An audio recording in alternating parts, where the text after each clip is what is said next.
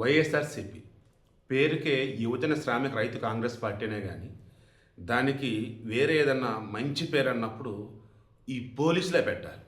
పోలీసులే పెట్టాలని ఎందుకు అంటానంటే ఎక్కడన్నా ఏదన్నా ఒక బాడీ ఉంది అన్న గణేష్ గోల్డ్ తాకట్టులో ఉన్న బంగారాన్ని విడిపించి కొనబడును. సంప్రదించండి 9966511144. ఎక్కడన్నా ఏదన్నా ఒక ఇన్సిడెంట్ జరిగింది అన్న, ఎక్కడన్నా ఏదన్నా ఎవరికన్నా ఏదైనా ఆపద కలిగిందన్న ఫస్ట్ పోలీసులు కదా వెళ్ళాల్సింది, కాపాడాల్సింది. బట్ వైఎస్ఆర్సీపీ వెళ్ళింది ఎందుకు? రాజకీయం చేయాలి. ఎందుకు? శవాల మీద పేలాలు ఏరుకోవాలి. అది వాళ్ళ బతుకు. ఈరోజు మీరు సాక్షి పేపర్ కనుక చూసినట్టయితే ఏపీ పేపర్ ఫ్రంట్ పేజీలో బ్యానర్ ఐటమ్ వచ్చే సాయికృష్ణ, సెకండ్ పేజ్ మెయిన్ ఎడిషన్లో సెకండ్ పేజ్ మొత్తం సాయికృష్ణ.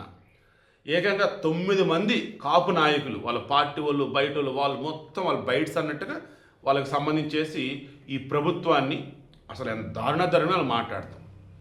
జరిగింది అసలు ఏంటి? గాదే సాయికృష్ణ అనబడే ఓ రౌడీ షీటర్ని పోలీసులు తీసుకొచ్చారని వాళ్ళ అమ్మ చెప్తుంది. పోలీసులేమో హైకోర్టులో మేము అతన్ని తీసుకురాలేదు, అరెస్ట్ చేయలేదని వాళ్ళు అంటున్నారు.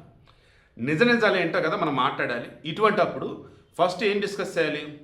పోలీసులు ఎంత దారుణంగా ప్రవర్తిస్తున్నారు అన్నది కదా హైలైట్ చేయాలి. కులం ఎక్కడి నుంచి వచ్చింది?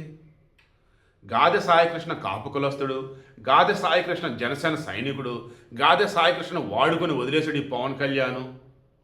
కాపులని నానా రకాలుగా హింసిస్తున్నాడు ఈ పవన్ కళ్యాణ్. కాపులలో చీలిక తేవాలి, చంద్రబాబు నాయుడికి పవన్ కళ్యాణ్ మధ్య చిచ్చు పెట్టాలి. దీనికోసం ఎంత దూరం వెళ్ళేటట్టున్నాడు జగన్మోహన్ రెడ్డి, ఆ వైసీపీ వాళ్ళు. మీకు టిష్ చెప్పనా? ఈ గాదె సాయికృష్ణ కాపు ఏ ఇన్స్పెక్టర్ మీద అయితే ఇప్పుడు ఎలిగేషన్స్ చేస్తున్నారో, ఏ ఇన్స్పెక్టర్ అయితే నా కొడుకుని చంపి బూడిద చేశారో ఆ బూడిదను నాకు ఇవ్వాలని చెప్పేసి సాయికృష్ణ అమ్మ విజయలక్ష్మి అడుగుతూ ఉన్నారో, ఆ ఇన్స్పెక్టర్ పేరు నాగరాజు. ఆయన కూడా కాపు కులస్తాడు. ఆల్రెడీ ఆ ఇన్స్పెక్టర్ని వేకెంట్ రిజర్వ్ అంటారు, వీఆర్గా పంపారు. ఇన్సిడెంట్ ఎప్పుడైతే హైలైట్ అవుతుందో. బట్ చంద్రబాబు నాయుడు గారు రాగానే సింగపూర్ నుంచి వచ్చి ఉన్నారు, పవన్ కళ్యాణ్ కలిశారు. డీజీపీ హరీష్ కుమార్ గుప్తా, తర్వాత ఇంటెలిజెన్స్ చీఫ్ మహేష్ చంద్ర, తర్వాత వచ్చేసి విజయవాడ కమిషనర్ రాజశేఖర్, వీళ్ళంతా కూర్చున్నారు. అండ్ సిఎస్ సాయి ప్రసాద్ గారు కూడా. సో అంతా కూర్చున్నారు, మాట్లాడుతున్నారు. ముందు ఇమీడియట్ చంద్రబాబు గారు ఏమన్నారు తెలుసా? ముందు అతను సస్పెండ్ చేయండి అన్నారు. అతను విజయవాడ రేంజ్ నుంచి ఏలూరు రేంజ్కి ట్రాన్స్ఫర్ చేశారు. ఈలో విషయం తెలిసిన తర్వాత వీఆర్కి పంపారు. బట్ ముందు సస్పెండ్ చేసిన తర్వాత మాట్లాడదామని చంద్రబాబు గారు చెప్పారు. సో ఇమీడియట్ సస్పెండ్ చేశారు. ఈ కృష్ణలంగా పోలీస్ స్టేషన్ పరిధి కాబట్టి కొత్తగా మురళీకృష్ణ అనే ఒక సీఏని నియమించారు. ఇక చంద్రబాబు గారు మీకు తెలిసిందే కదా, అడ్మినిస్ట్రేషన్ అంటే చంద్రబాబు అంటే అడ్మినిస్ట్రేషన్. అసలు ఏం జరిగింది ఏంటంటే మాట్లాడి రాజమండ్రికి సంబంధించి ఐ థింక్ కమిషనర్ కానీ ఎస్పీ కానీ వారిని ఇక్కడ ప్రత్యేక అధికారిగా నియమించారు. నియమించి ఈ కేసు అసలు ఏమైంది అంటే మొత్తం మీరే చూసుకోండి అని చెప్పేసి అన్నారు. అసలు ఏమైంది ముందుకు మాట్లాడుకొస్తే గాదె సాయికృష్ణ ఇతని మీద మనకున్న సమాచారం మేరకు బోల్డ్ని క్రిమినల్ కేసులని దాంతో రౌడీ షీట్ ఓపెన్ చేశారు. ఇతను విజయవాడ కృష్ణనగర్ రాజనగర్ చెందినటువంటి వ్యక్తి. ఓకే, ఇతని మీద కేసులు ఉన్నాయి కదా, అందులో పోక్సో కేసులు ఉన్నాయి, హత్య కేసులు ఉన్నాయి, అసాల్ట్ కేసులు ఉన్నాయి. అసలు ఏంటి ఇంత దారుణ? ఆ పిల్లోడు అతని వయసు ఎంత? ఏంటి ఇన్ని కేసులు అసలు? అదేమంటే ఈ వైసీపీ వాళ్ళు ఏమంటారు? ఏ అమాయకుడు, ఏ పిల్లోడు, ఇంక వాళ్ళు బతుకంతా అంతేనే. ఇంకా ఒక మర్డర్ చేశాడు, 2 మర్డర్లు చేశాడు, ఇలా అన్నట్టు మాట్లాడుతున్నారు వాళ్ళు. నేను ఇక్కడ సాయికృష్ణ విషయంలో వాళ్ళ కుటుంబానికి న్యాయం జరగాలి, ఆ తల్లికి న్యాయం జరగాలి నేను కోరుకున్నా గట్టిగా. కానీ సాయికృష్ణ అనబడే వ్యక్తి అమాయకుడు అన్నట్టు దాన్ని హైలైట్ చేసి కులాన్ని రొచ్చులోకి లాగుతున్నారు చూస్తే అది నాకు నచ్చట్లా. ఎస్, పోలీస్ సిస్టమ్ అమ్మాడికి తప్పే.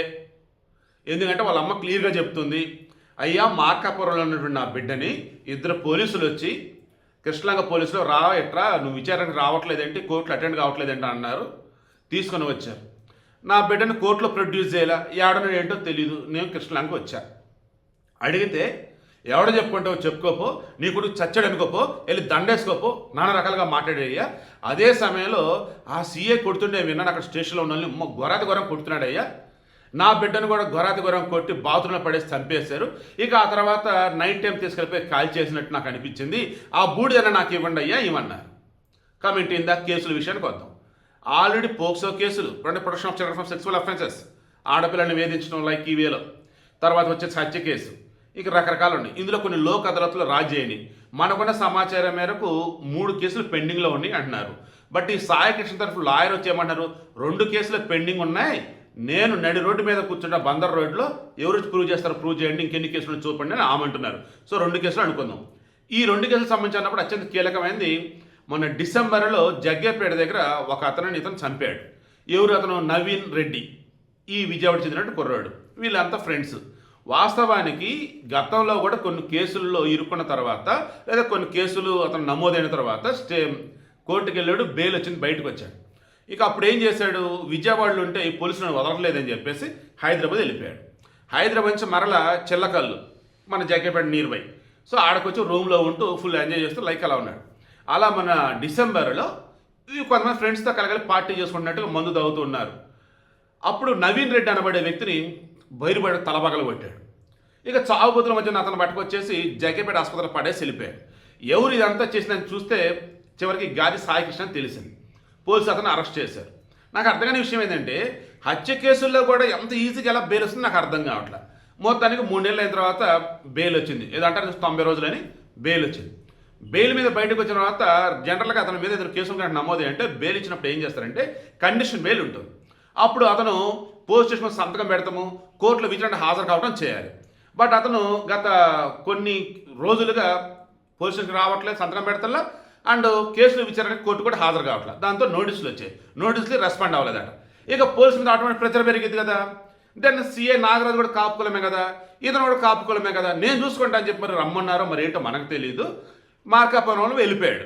మార్కాపురం ఆడు బతుకుతున్నారట. ఇక అక్కడి నుంచి పట్టుకొచ్చారు. ఇప్పుడు ఇక వాళ్ళ అమ్మ చెప్తున్న వర్షం, మా అబ్బాయిని పట్టుకొచ్చిన కోర్టులో ప్రొడ్యూస్ చేయాలా, నాకు చూపించలా, చంపేశారు అంటున్నారు. అయితే మొన్న 4వ తారీఖున బార్ అసోసియేషన్ వాళ్ళు కేసు తీసుకొని హెబియస్ కార్పస్ పిటిషన్ వేశారు.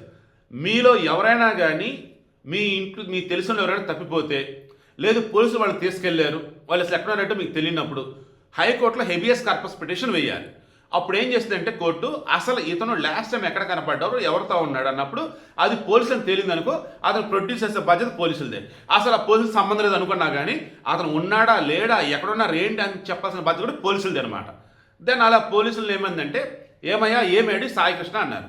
అప్పుడు పోలీసులు చెప్పింది ఏంటంటే, సార్ అతని విషయంలో మాకు సంబంధం లేదు, మేము అదుపులోకి తీసుకోలేదు, మేము అదుపులోకి తీసుకున్నట్టే కోర్టులో ప్రొడ్యూస్ చేసేవాళ్ళం కదా, సో తెలియదు సార్. మరి ఎక్కడున్నాడు ఏంటయ్యా? వాళ్ళ అమ్మ ఎట్లా చెప్తుంది కదంటే, సార్ 10 బృందాలుగా గాలిస్తూ ఉన్నాం, ఎక్కడున్నా సరే మేము పట్టుకుంటామన్నారు. ఓ పని చేయండి, రేపు 29వ తారీఖు వరకు మీకు టైం ఇస్తున్నాము, ఈలోపు అతను కోర్టులో ప్రొడ్యూస్ చేయండి అన్నారు. ఇది కేసు అప్డేటు. ఈలోపు ఎవరి మీద అయితే అలిగేషన్స్ వచ్చాయో అతన్ని సస్పెండ్ చేశారు. అండ్ దీనికి ప్రత్యేక అధికారిని నియమించారు విచారణ కోసం. ఇక కాపు అన్నప్పుడు అసలు కొట్టింది కాపు, ఇక్కడ వచ్చి బాధితుడు అన్నప్పుడు కూడా అతను కూడా కాపు. ఎస్, అతని మీద హత్య కేసులోనే ఎన్నైనా ఉన్నాయి. కొట్టే అధికారం, చంపే అధికారం పోలీసులకు లేదు. శిక్షలు వేయాలంటే న్యాయస్థానం వేస్తుంది, పోలీసులు కాదు కదా. ఇది కదా హైలైట్ చేయాలి. ఇది హైలైట్ చేయకుండా వ్యవస్థలో ఉన్న లోపాలను ఎత్తి చూపకుండా కాపు కాపు కాపు కాపు ఏంది అసలు? వైసీపీ వాళ్ళు సిగ్గు బుద్ధి జ్ఞానం ఏమైనా ఉన్నాయా? పవన్ కళ్యాణ్ కాపులకే నాయకుడా? అతను రాష్ట్రానికి సంబంధించేసి జనసేనకు సంబంధించిన నాయకుడు, డిప్యూటీ సీఎం. ఛాన్స్ దొరికితే ఈ వైసీపీలో కాపులు కొంతమంది కావాలని కాపులకి అన్యాయం చేస్తున్నాడు పవన్ కళ్యాణ్, కాపులు పట్టించుకోవడం పవన్ కళ్యాణ్. కాపులు చేల్చాలి. గుర్తుంచుకోండి మీరు, కాపులు ఈసారి చాలా తెలివిగా ఉన్నారు, ఐక్యంగా ఉన్నారు. ఎట్టి పరిస్థితుల్లో వైఎస్ఆర్సీపీ చేత కుట్ర రాజకీయాలు వాళ్ళు బలి కారు, ధైర్యంగా ఉన్నారు. పవన్ కళ్యాణ్ అయినా చంద్రబాబు నాయుడు అయినా ఒకటి వాళ్ళు ఆలోచించింది, రాష్ట్రానికి మంచి పరిపాలన అందిస్తున్నారో లేదో అది ఆలోచించారు. వాళ్ళు పరిపాలన సరిగా చెప్పితే అడుగుతారు. ఎవరో ఒక రౌడీ షీటర్కి సంబంధించి ఏదో పోలీసుకు సంబంధించి ఇష్యూ జరిగితే ఇద్దరు ఒకే కులస్తులు అయినప్పుడు దానిని కులానికి ఆపాదించి రాష్ట్రం శాంతి భద్రత లేవన్నట్టు పవన్ కళ్యాణ్ వచ్చేసి కాపులను మోసం చేశాడంటూ ఏంటి శవ రాజకీయాలు, ఏంటి దిక్కుమాల రాజకీయాలు? ఇప్పటికీ ఆ సాయకృష్ణ అనబడే వ్యక్తి అసలు ఎక్కడున్నాడు ఏంటి ఏం తెలియదు. పోలీసులు వెతుకుతూ ఉన్నారు. త్వరలో అతని ఐడెంటిటీ తెలిసిందని కోరుకుందాం. దయచేసి కాపులు కానీ ఏపీలో ఉన్న ప్రజలు కానీ ఎవరూ కూడా వైసీపీ చేసే శవ రాజకీయాలు కావచ్చు, వైసీపీ చేసే నీచ రాజకీయాలు కావచ్చు బలి కావద్దు. ఆ సైడ్ ఆలోచించవద్దు.